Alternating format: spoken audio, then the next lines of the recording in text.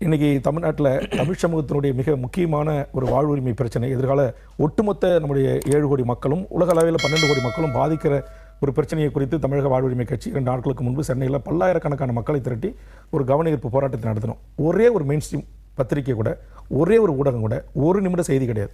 ஆனால் நீங்கள் அதே ஒரு சினிமாக்காரர் ஒரு நிகழ்வு நடத்துகிறார் என்றால், நீங்கள் அவர் எழுந்தார், குளித்தார், காரில் ஏறினார், புறப்பட்டார், இறங்கினார், நடந்தார், தூங்கினார், இப்படி செய்தி போடுறீங்க. ஆக இங்கே வடவர்களுடைய ஆதிக்கம், வடவர்களுக்கான வாக்குரிமை, செம்மணி மனித புதைகுழிகள் எழும்புக்கூடுகள் எழுந்து நின்று நீதி கேட்கிறது. அங்கு இனப்படுகொலைக்கு இதுவரையிலும் 16 ஆண்டுகளை கடந்தும் தொப்புள்குடி உறவுகளுக்கான ஒரு சர்வதேச நீதி விசாரணை பொறிமுறை கூட அமைக்க முடியாமல் உலகத் தமிழினம் கண்ணீர் வடித்துக் கொண்டிருக்கிறது.